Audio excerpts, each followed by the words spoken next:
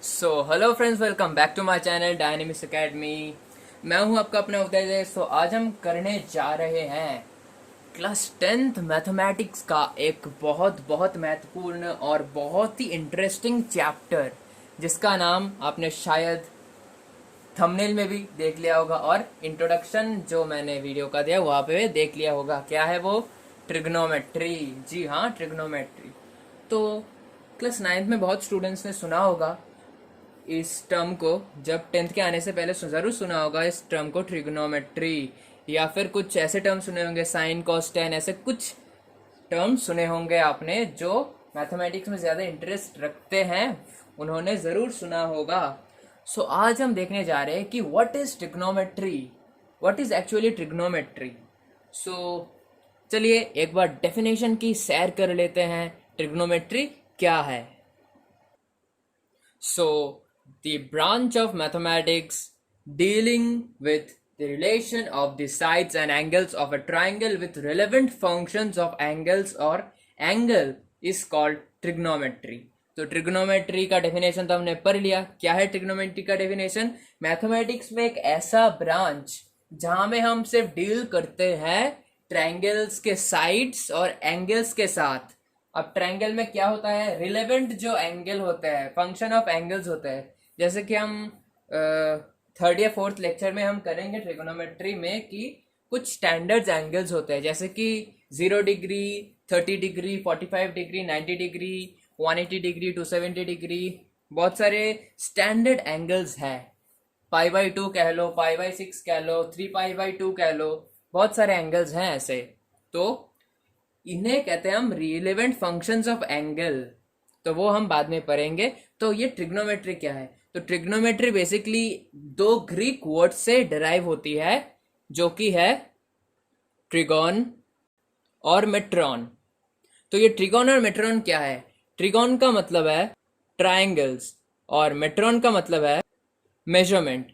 तो हम यहाँ देख सकते हैं ट्रिगोनोमेट्री जो है वो दो ग्रीक वर्ड से ड्राइव होती है, जो है ट्रिगोन जिसका मतलब है ट्रायंगल्स और मेट्रॉन मतलब मेजरमेंट। तो ट्रायंगल्स के मेजरमेंट को हम कहते हैं ट्रिग्नोमेट्री। तो इस ट्रिग्नोमेट्री में तो पहले तो बात करेंगे ट्रिग्नोमेट्री का यूज किसने किया था पहले, या फिर इंट्रोड्यूस किसने किया था ट्रिग्नोमेट्री ने। तो चलिए देख लेते हैं। तो हमको जाना पड़ेगा 140 BC में, 140 बिफोर क्राइस्ट हमें जाना पड़ेगा। तो चलिए देखते हैं। तो आ गया 140 BC। तो यह 140 BC में ये हमने जो आप नाम देख रहे हो हिपार्कस, तो ये हिपार्कस कौन था? तो हिपार्कस था, Hipparchus is known as the founder of trigonometry. इन्होंने ही, ये ग्रीक मैथमेटिशियन ने ही ट्रिग्नोमेट्री का इंट्रोडक्शन दिया था। ट्रिग्नोमेट्री के फाउंडर थे। तो ये थे ट्रिग्नोमेट्री के फाउंडर, जिसे हम लिख सकते हैं फाउंडर ऑफ ट्रिगो ने ट्रिग्नोमेट्री लिखते हैं। सॉरी यार,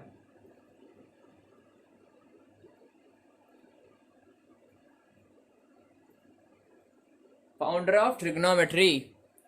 तो ये तो जानिए, आप ज़्यादा डेप्थ में नहीं जाएंगे, ज़्यादा हिस्ट्री में नहीं जाएंगे, वैसे ही मुझे हिस्ट्री पसंद नहीं।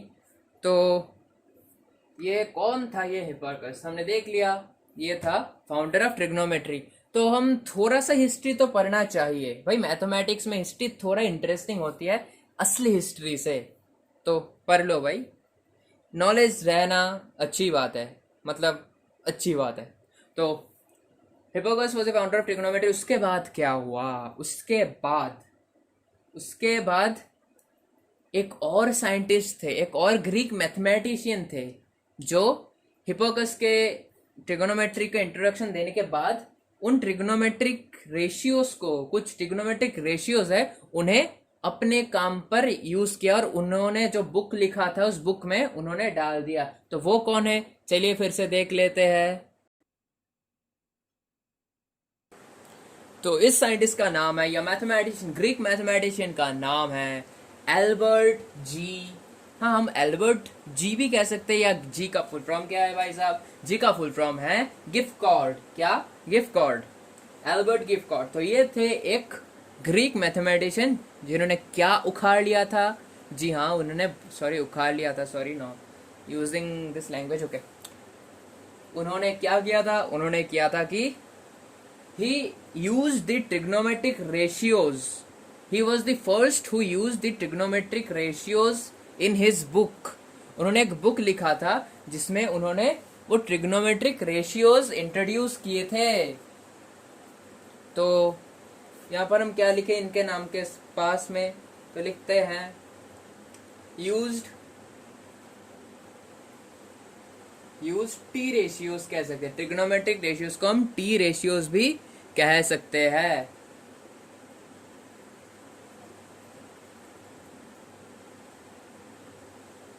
तो इन्होंने पहले यूज किया था ट्रिग्नोमेट्रिक रेशियोज। अब ट्रिग्नोमेट्रिक रेशियोज कितने होते हैं? बहुत सारे होते हैं यार, जैसे कि sine, cosine, tangent, cotangent, secant और कोसेकेंड। तो ये है हमारे 6 ratios, sine, cosine, tangent, cotangent, secant, cosecant. तो आपने आपके मैथमेटिक्स बुक में तो ये नहीं देखा होगा, शायद देखा होगा, शायद नहीं देखा होगा। तो ये तो सारे बहुत बड़े टर्म्स है, तो इन बड़े टर्म्स को लिखने में तो मतलब थोड़ा बहुत तो टाइम जाता ही है आपका। तो इसीलिए हमने इन मॉडर्न डेज नहीं कह सकते, बहुत पहले ही इंट्रोड्यूस हो चुका है इनके शॉर्ट टर्म्स। जैसे कि एसाइन, साइन को हम लिख सकते हैं एसाइन साइन, और कॉस को लिख सकते हैं, सॉरी कोसाइन को लिख सकते हैं हम कॉस, और वह उसके बाद टेंजेंट को लिख सकते हैं हम टेन, और कोटेंजेंट को हम लिख सकते हैं कॉट, और सेकेंड को लिख सकते हैं हम सेक, और कोसेकेंड को लिख सकते हैं हम कोसेक। तो हम वैसे आप ये भी लिख सकते हो, इससे लिखने से बेहतर कि आप ये लिख लो। तो साइन को हम साइन कहते हैं, कोसाइन को हम कॉस कहते हैं, टेंजेंट को हम टेन कहते हैं, कोटेंजेंट को हम कॉट कहते हैं, सेकेंड को हम शॉर्ट में सेक कहते हैं, और कोसेकेंड को हम शॉर्ट में कोसेक कहते हैं। तो होपफुली आपको ज़्यादा दिक्कत तो नहीं आएगी इससे इसको ट्रांसफ़र करने में, क्योंकि यहाँ पर ई नहीं है, बस बाकी जो है वो यहाँ पर लिख दिया गया है। एसाइन, साइन, साइन, COS पहला 3 वर्ड COS, यहाँ पर 10 3 वर्ड बिठा दिया गया, यहाँ पर कॉट यहाँ पर बैठ गया, यहाँ पर सेक यहाँ पर बैठ गया, यहाँ पर कोसेक ये 5 यहाँ पर बैठ गया। तो देखिए हमारे जो ये रेशियोज है ये फर्स्ट यूज किए थे किसने? एल्बर्ट जी ने यूज किए थे, या फिर एल्बर्ट क्या नाम बताया था गिफ्कॉर्ड। तो गिफ्कॉर्ड ने यूज किया था ये रेशियोज। अब ये रेशियोज कैसे हुए? ये अजीब गरीब नाम ये रेशियोज कैसे हुए? ये मतलब मैं जो कह रहा हूँ ये रेशियोज है, ट्रिग्नोमेट्रिक रेशियोज या फिर टी रेशियोज है। So what does it mean? What does it give a sense? कोई सेंस देता है क्या? जी हाँ, जरूर देता है, ये सेंस देता है। अब कैसे देता है मैं आपको थोड़ी ही देर बाद बताने जा रहा हूं। सो चलिए देखते ही हमें कैसे सेंस देता है। तो एक और बात मैं कह देता हूं आपको, ये साइन और कॉस का जो कॉन्सेप्ट है इसको पहले यूज किया था हमारे एक बहुत बड़े इंडियन मैथमेटिशियन ने, आर्यभट्टा ने यूज किया था। Great mathematician Aryabhatta. तो आर्यभट्टा जो हमारा फर्स्ट सैटेलाइट था इसरो का, आपको जरूर पता ही होगा, उसका नाम भी आर्यभट्टा था। और किसके लिए वो नाम रखा गया था? जो मैथमेटिशियन था हमारे ग्रीक मैथमेटिशियन, वो हमारे मतलब ग्रीक टाइम्स में जो मैथमेटिशियन थे वहां पर आर्यभट्टा भी थे हमारे इंडिया से। तो आपको शायद पता होगा कि आर्यभट्टा को हम क्यों जानते हैं। कुछ लोगों को कुछ गलत फहमी या फिर इंफॉर्मेशन हो सकती है कि आर्यभट्टा इंट्रोड्यूस्ड और डिस्कवर्ड जीरो, बट ये सच बात नहीं है। आर्यभट्टा ने जीरो डिस्कवर नहीं किया था, जीरो इन्वेंट नहीं किया था।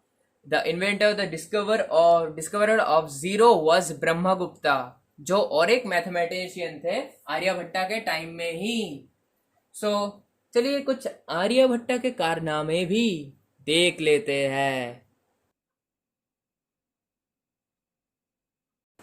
तो चलिए ये भी देख लेते हैं आर्यभट्टा ने, ग्रेट मैथमेटिशियन आर्यभट्टा ने क्या क्या किया था। तो चलिए देख लेते हैं, एक झलक मार लेते हैं। तो आर्यभट्टा को हम जानते हैं फॉर दी, चलिए एक एक पॉइंट्स लिखते हैं। तो point number 1, explanation of solar and lunar Eclipse. तो भाई आर्यभट्टा ने एक्सप्लेन किया था how does lunar and solar Eclipse happens. और दूसरा क्या किया था? दूसरा उन्होंने बताया था या फिर एक्सप्लेन किया था, explanation of rotation axis of earth in its own axis. भाई थोड़ा कंफ्यूजिंग लगा टर्म? जी नहीं, एकदम कंफ्यूजिंग नहीं था। हमारा अर्थ जो रोटेट करता है खुद के एक्सिस में, खुद के एक्सिस में हमारा अर्थ जो रह कर रोटेट करता है उसे कहते हैं, उसे कहते हैं क्या, उसको रोटेशन कहते हैं। तो वो फेनोमेना उन्होंने एक्सप्लेन किया था, एक्सप्लेनेशन ऑफ रोटेशन। तो अर्थ कैसे रोटेट करता है, किस एक्सिस पे रोटेट करता है, आर्यभट्टा ने वो भी एक्सप्लेन किया था। और तीसरा क्या है भाई? तीसरा है explanation of reflection of light by moon. तो हमारा मून जो है उसके पास खुद का लाइट नहीं है, उस वहां पे सन का लाइट रिफ्लेक्ट होता है, उसके बाद ही हमें दिखाई देता है। तो explanation of reflection of light by moon इन्होंने ये भी एक्सप्लेन किया था। भाई साहब इतने सारे, इतने इंटेलिजेंट थे, इतने सारी चीजें एक्सप्लेन किए। चलिए और एक चीज देख लेते हैं, उनका क्या कहूँ, डिस्कवरी कह सकता हूँ या फिर थ्योरी कह सकता हूँ जो उन्होंने दिया था, और वो सच भी थे। तो चलिए चौथा देख लेते हैं। तो चौथा क्या है? Measuring 2R of earth. भाई मेजरिंग 2R ऑफ अर्थ मतलब ये 2R क्या है भाई साहब? ये 2R कुछ भी नहीं, 2 इंटू रेडियस मतलब भाई साहब क्या है? Diameter, obviously diameter. तो डायमीटर है, तो उन्होंने अर्थ का डायमीटर नापा था। अब कैसे नापा उन्होंने अर्थ का डायमीटर? भाई अर्थ है, वहां पे उन्होंने स्केल लाकर तो नहीं नापा होगा जरूर, उन्होंने अपना मैथमेटिक्स से कमाल दिखाया और ये नाप लिया। तो भाई इतने सारे कुछ करने के बाद एक, फिर भी ये बंदा ऐसे बैठा तो नहीं रहा, कितना कुछ किया, कितना कुछ नहीं किया। जीरो, भले ही इसका इन्वेंशन जीरो नहीं था, इनका इन्वेंशन जीरो नहीं था, बट इनका contribution in mathematics and physics is unbelievable. Sorry, क्या कहते हैं, हाँ ठीक ही कहा। तो बिलीव ही नहीं कर सकते हम। तो चलिए बहुत सारी हिस्ट्री पढ़ ली, बहुत सारी हिस्ट्री, ज्योग्राफी, बहुत कुछ पढ़ लिए। अब कुछ मैथमेटिक्स में घुस जाते हैं फिर से। तो मैथमेटिक्स से घुसने से पहले थोड़ा और कुछ मज़ेदार कहानी भी सुन लाते हैं। तो चलिए, आर्यभट्टा तो गया। अब हाँ, और एक बात मैं आर्यभट्टा के बारे में कहना चाहता हूँ कि जो साइन और कॉस का जो पहला एकदम सबसे पहला इंट्रोडक्शन था ना, इन्होंने यूज किया था। इंट्रोडक्शन नहीं, सबसे पहले आर्यभट्टा ने साइन और कोसाइन का यूज किया था। अब कैसे? पहले साइन को SINE नहीं लिखा जाता था, इस कलर से नहीं लिखते हैं हम।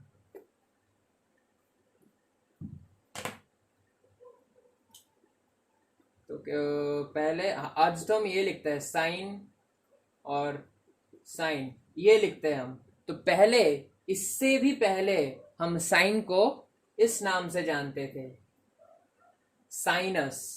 साइनस के नाम से जानते थे हम साइन को। तो पहला use of sine, the first use of sine was predicted by या फिर डन बाय आर्यभट्टा। तो उन्होंने पहले यूज किया था साइन। तो चलिए, यही बात बताना था आर्यभट्टा के बारे में। और थोड़ा और कहानी पढ़ते हैं, चलिए। तो आइए देखते हैं इन्होंने क्या किया था। आपके सामने एक लंबा चौड़ा ट्रेन जैसी एक लाइन दिखाई दे रही होगी, सॉरी नाम दिखाई दे रही होगी। वो कोई सेंटेंस नहीं, कोई ग्रीक वर्ड नहीं, वो एक मतलब बहुत पुराने मैथमेटिशियन का, ग्रेट मैथमेटिशियन का नाम है। तो ये नाम बहुत फेमस है। तो शायद आपने ये इनका नाम भी सुना होगा। नाम क्या है? मोहम्मद IBN मूसा अल ख्वारिज़मी। मोहम्मद IBN मूसा अल ख्वारिज़मी। नाम थोड़ा मतलब लंबा चौड़ा, इधर उधर जिगजैग वाला है, बट डू यू नो कि ये कौन थे? Who was he, do you know? He was, he was known as the father of algebra. He was known as the, अरे ब्लैक से क्यों लिख रहा हो? ये हाईलाइट्स में ब्लैक से नहीं लिखना चाहता, ब्लू से लिखते हैं। तो क्या है एक पॉइंट इनके बारे में, father of algebra, father of algebra है ये। और दूसरी पॉइंट, इन्होंने ट्रिग्नोमेट्री में ऐसा क्या किया था भाई साहब, इन्होंने accurate value of sine and cosine निकाला था। Accurate value of sine and cosine table में उन्होंने निकाला था।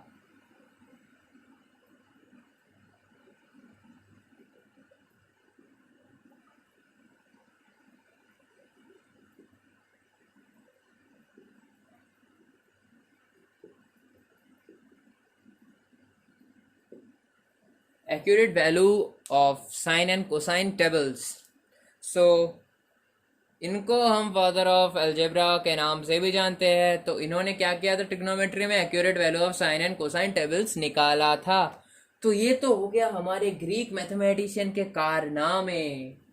तो चलिए असली मैथमेटिक्स में हम घुस जाते हैं। तो असली मैथमेटिक्स में हम क्या पढ़ेंगे? तो चलिए शुरू करते हैं। इस बोर्ड को रब तो ज़रूर करना पड़ेगा, चलिए मिटा देते हैं। तो ये शुरू करते हैं हमारे इंट्रोडक्शन टू ट्रिग्नोमेट्री। पहले इंट्रोडक्शन तो दे दिया, अब मैं बताने जा रहा हूँ कि ये ट्रिग्नोमेट्री हमारे क्लास 10th में असली में है क्या, ये चीज़ होती क्या है।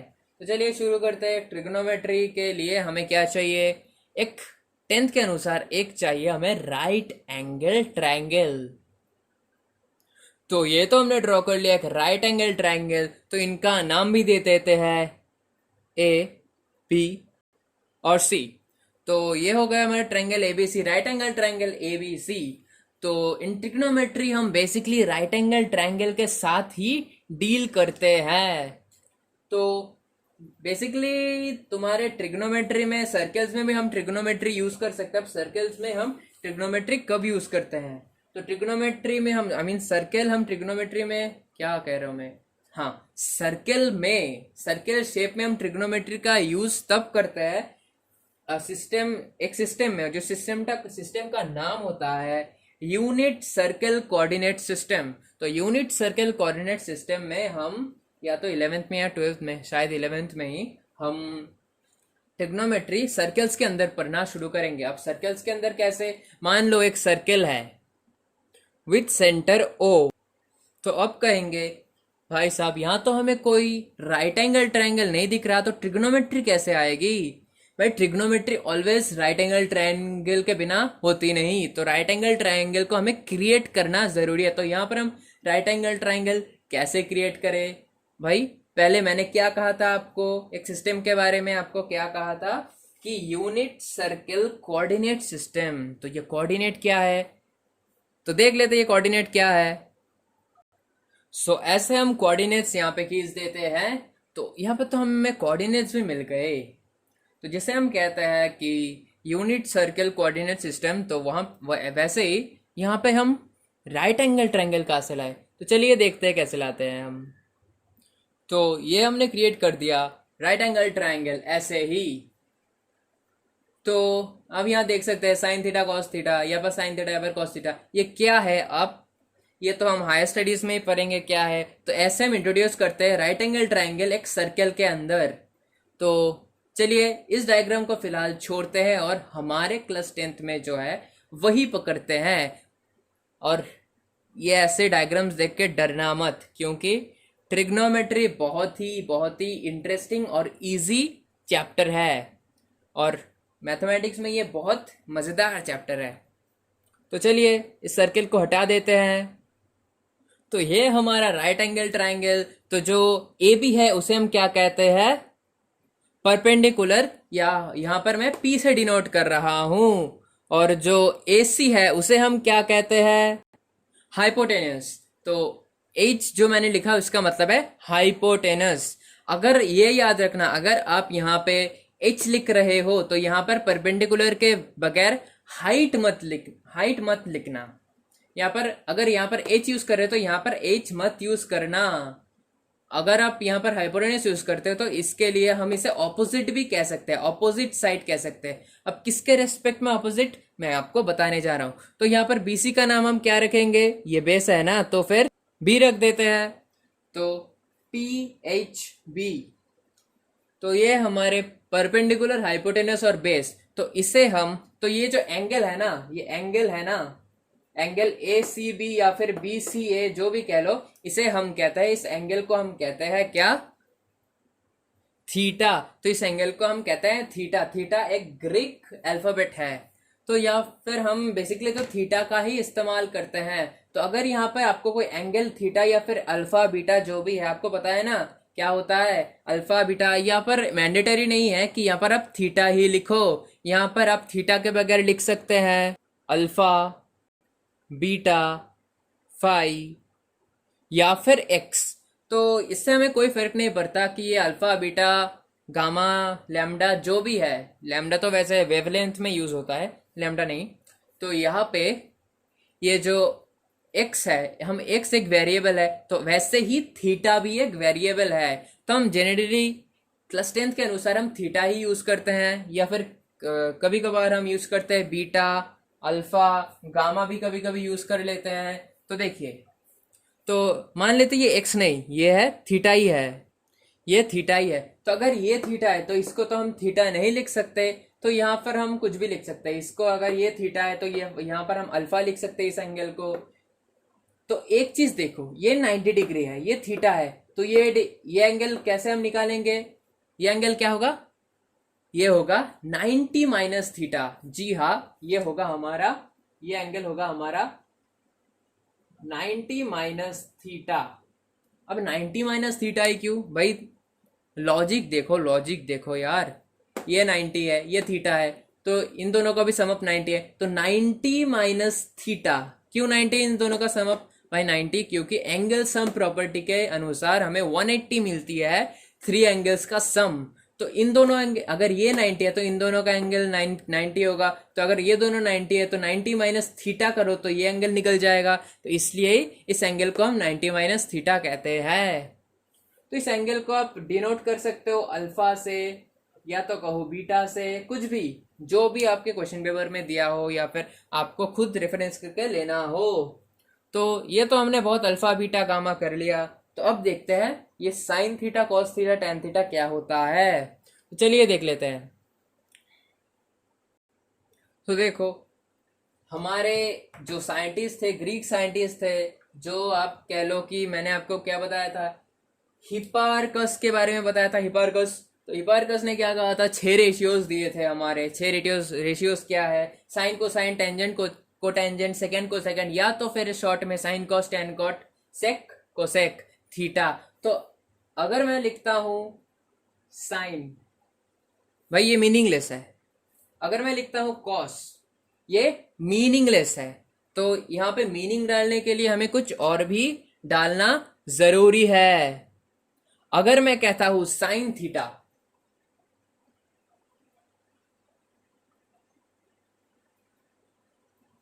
या फिर sine with respect to theta, तो उसे कहेंगे हम परपेंडिकुलर, सॉरी यार बी क्या लिख रहे हो भाई, परपेंडिकुलर अपॉन हाइपोटेनस।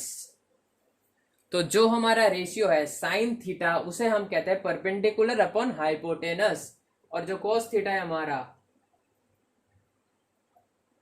वो है हमारा base upon hypotenuse. Base upon hypotenuse, जो रेशियोज हैं वो मैं बता रहा हूं, जो ट्रिग्नोमेट्रिक रेशियोज है।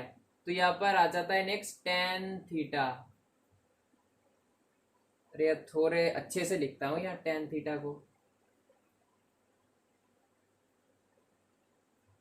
टेन थीटा जो होता है परपेंडिकुलर अपॉन बेस। और फिर आता है क्या आपका कॉट थीटा, जो है बेस अपॉन परपेंडिकुलर। फिर आता है आपका सेक थीटा, जो है आपका हाइपोटेनस अपॉन बेस।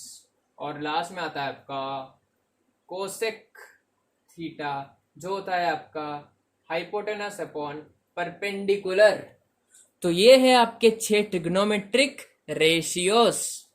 तो भाई साहब ये ट्रिग्नोमेट्रिक रेशियोस यही क्यों भाई, हिप्पार्कस ने जो कहा था, तो पहले उन्होंने जो मतलब आप अगर पूछ रहे हो कि ये साइन का नाम साइन क्यों, ये कॉस का नाम कॉस क्यों, तो वही बता सकता है, हिप्पार्कस ही बता सकता है कि उन्होंने ये साइन क्यों रखा था। तो वो साइन को साइन रख के कॉस भी रख सकते थे, तो हम लिखते cos theta equals to perpendicular upon hypotenuse, फिर लिखते sine theta equals to base upon hypotenuse. तो उन्होंने ऐसे नहीं किया, उन्होंने सोचा नहीं साइन थीटा ये होगा, कॉस थीटा ये होगा, और ये होगा, कॉट थीटा ये होगा, और कोसेक थीटा ये होगा।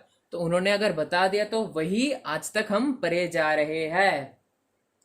तो ये रेशियोज आपको याद रखने हैं, ये रेशियोज आपको याद रखने हैं। अब कैसे याद रखेंगे उसके लिए भी शॉर्ट ट्रिक्स है, तो वो शॉर्ट ट्रिक्स मैं आपको बाद में सिखा दूंगा। पहले आप ये देख लीजिए कि इंट्रोडक्शन ट्रिग्नोमेट्री में मैंने फर्स्ट लेक्चर में क्या क्या सीखा। साइन थीटा होता है perpendicular upon hypotenuse, cos theta होता है base upon hypotenuse, tan theta होता है परपेंडिकुलर अपॉन बेस, और कॉट थीटा होता है base upon perpendicular, sec theta होता है हाइपोटेनस अपॉन बेस, और कोसेक थीटा होता है हाइपोटेनस अपॉन परपेंडिकुलर। तो क्या आप एक बहुत ही अहम और बहुत ही एक इंटरेस्टिंग चीज देख रहे हो। आपको सिर्फ ये 3 याद रखने हैं, सिर्फ ये 3 रेशियोज याद रखने हैं, बाकी सब अपने आप ही याद हो जाएंगे। अब वो कैसे भाई, बहुत ही आसानी से देखिए। साइन, अच्छा थोड़ा बड़ा करके ड्रॉ कर लेता हूं यार। अच्छा ये देखो,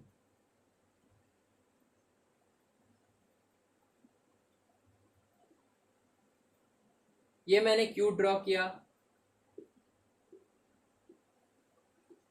भाई, जरा ध्यान से देखो। साइन जो है परपेंडिकुलर हाइपोटेनस, वहां पे एरो लगता है कहा कॉस, हाइपोटेनस में परपेंडिकुलर, मतलब समझ रहे हो, ये इसका रेसिप्रोकल है, ये इसका रेसिप्रोकल है, मतलब ये इसका उल्टा है, ये इसका उल्टा है। तो भाई साहब अगर साइन है तो उल्टा होगा कोसेक, समझ रहे हो ना बात। तो वैसे ही कोसेक थीटा जो आई मीन सेक थीटा जो होता है वो अपोजिट होता है कॉस थीटा के, टेन थीटा जो होता है उसका उसका अपोजिट होता है कॉट थीटा। तो देख लो ये एक दूसरे के जो एरो मार्क लगा रखा है, ये एक दूसरे के रेसिप्रोकल्स है। अरे यार कैमरा के बाहर आ गया ना, कोई नहीं कोई नहीं।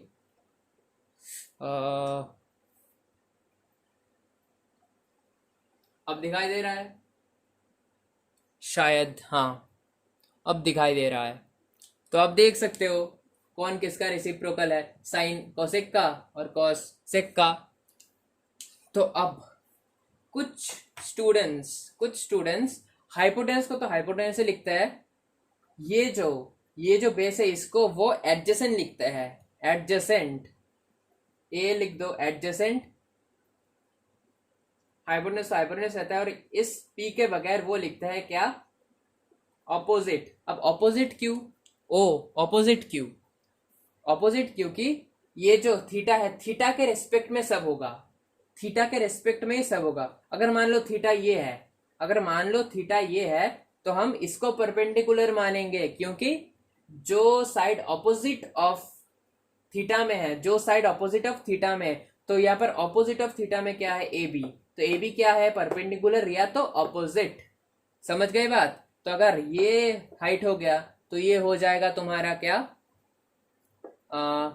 एडजेसेंट या फिर बेस। तो कुछ और ढंग से हम समझ लेते हैं। तो देखो अगर मैं कहता हूं sine with respect to theta, sine theta, तो परपेंडिकुलर अपन हाइपोटेनस, तो जो होगा हमारा A B upon A C. Cos theta क्या होगा, बी सी अपॉन ए सी।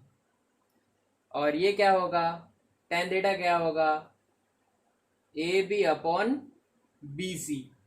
और ये क्या होगा, इसका ठीक उल्टा भाई लिख दो, ये तो फुल स्पीड में लिख सकते हो। इसे क्या होगा, ए सी अपॉन बी सी। वो क्या होगा, साइन थीटा का ऑपोजिट कोसेक, तो कोसेक थीटा क्या होगा भाई, ए सी अपॉन ए बी। तो समझ रहे हो ना बात।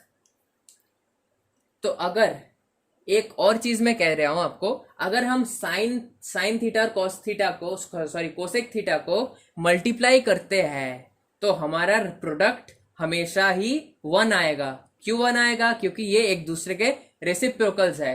या फिर मैं लिख सकता हूं, हम साइन थीटा को लिख सकते हैं 1 अपॉन कोसेक थीटा। हम साइन थीटा को लिख सकते हैं 1 अपॉन कोसेक थीटा। तो यहां से हम ये भी लिख सकते हैं sine theta equals to 1 by cosec theta, या फिर cosec theta equals to 1 upon sine theta. समझ आ रही है ना बात? तो अब इन दोनों के प्रोडक्ट 1 कैसे होंगे, चलिए देख लेते हैं। तो sine theta into cosec theta करेंगे तो साइन थीटा बेसिकली आप ये भी लिख सकते हो या फिर ये भी लिख सकते हो। सॉरी यार, फिर से बी लिख रहा हूँ, क्या हो गया यार। परपेंडिकुलर अपॉन हाइपोटेनस, और ये क्या है, हाइपोटेनस अपॉन परपेंडिकुलर। तो भाई इजीली देख सकते हो यहाँ पर 1 क्यों आएगा, ये इक्वल्स टू 1 क्यों आएगा यार। H H cancel, PP cancel, तो बचा क्या यार 1। इसलिए आता है जो हम रेसिप्रोकल को अगर मल्टीप्लाई करें एक दूसरे से तो हमारा रिजल्ट हमेशा 1 ही आएगा, और वो मैंने आपको प्रूफ कर दिया है। वैसे ही कॉस और सेक का मल्टीप्लाई करोगे तो आंसर आएगा 1, टेन और कॉट का करोगे तो आंसर आएगा 1। तो ये सब मैं बहुत ही डिस्क्रिप्शन, मतलब बहुत ही डिस्क्रिप्टिवली आपको समझाऊंगा जो मेरा लेक्चर आएगा इन आइडेंटिटीज ऑफ ट्रिग्नोमेट्री या फिर ट्रिग्नोमेट्रिक आइडेंटिटीज में।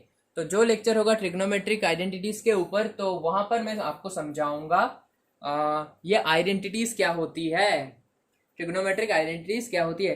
तो इसके बाद वाले लेक्चर में तो मैं आपको uses of trigonometry in angles के बारे में बताऊंगा, स्टैंडर्ड एंगल्स के बारे में बताऊंगा। तो अभी फिलहाल देखते हैं।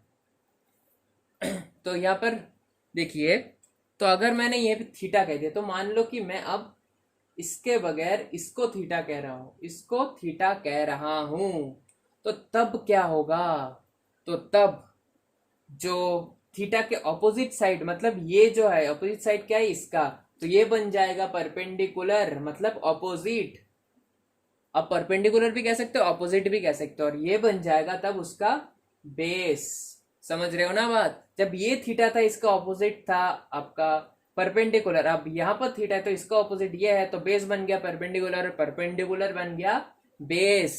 समझ रहे हो बात? तो तब अगर आप लिखोगे कि यहाँ पर साइन थीटा क्या है, तो यहाँ पर साइन थीटा आपका निकलेगा क्या भाई, BC upon AC। BC upon AC निकलेगा। यहाँ क्या निकला था, AB upon AC, AB upon AC निकला था। अब यहाँ निकलेगा BC अपॉन AC। ये है साइन थीटा। तो ये वेरी करता है, अगर आपको यहाँ पर बीटा दिया हो या फिर मान लो अल्फा दिया हो, तो यहाँ पर आप साइन अल्फा क्या लिखोगे भाई? साइन अल्फा बहुत ही इजी है। साइन अल्फा ही मतलब ये अब आपको कहता है कि sine with respect to alpha, तो इसका रेशियो क्या होगा, इसका रेशियो होगा आपका परपेंडिकुलर अपॉन हाइपोटेनस, फिर से मतलब AB अपॉन AC। क्योंकि देखिए इसको एंगल हम अब हम इसको एंगल मान रहे हैं, तो इसको एंगल अब अगर मान रहे हैं तो इसका ऑपोजिट होगा इसका परपेंडिकुलर, और मतलब इसका साइन रेशियो में होगा ये परपेंडिकुलर और ये हाइपोटेनस। अगर मैं कहता हूं कॉस अल्फा, तो क्या होगा BC अपॉन AC, जो मैंने यहां पर लिखा था कॉस थीटा, जब ये थीटा था तो हम BC अपॉन AC लिख रहे हैं, अब ये अल्फा है तो ये भी होगा आपका BC अपॉन AC। समझ आ रही है ना बात? BC upon AC। तो होपफुली आपको बहुत अच्छे से समझ में आया होगा। तो ये था कुछ बेसिक कॉन्सेप्ट्स। तो आज का लेक्चर हम यही खत्म करते हैं, ठीक है? तो नेक्स्ट लेक्चर पे मिलते हैं बहुत सारे शॉर्टकट ट्रिक्स के और रियल एप्लीकेशंस ऑफ ट्रिग्नोमेट्री हम कहाँ कहाँ करते हैं, तो नेक्स्ट लेक्चर में हम उसके बारे में डिस्कस करेंगे।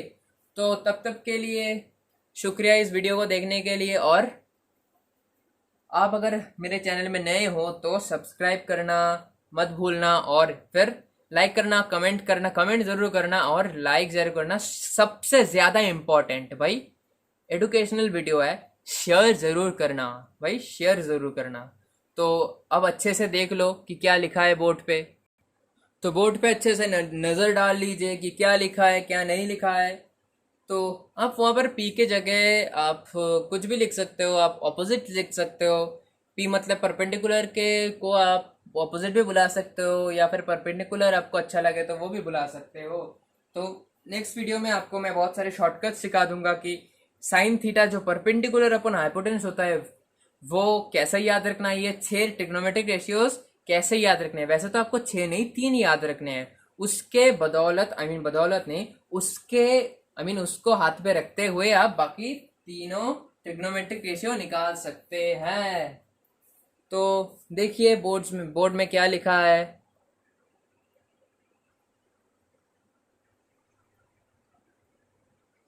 जाने से पहले यहाँ पर अच्छे से नज़र मार लो भाई, स्क्रीनशॉट ले सकते हो।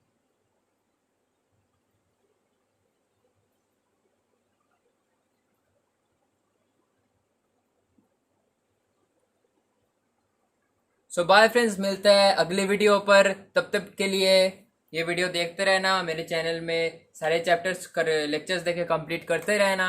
तो और लॉकडाउन में सुरक्षित रहना। Okay bye, see you again in next lecture.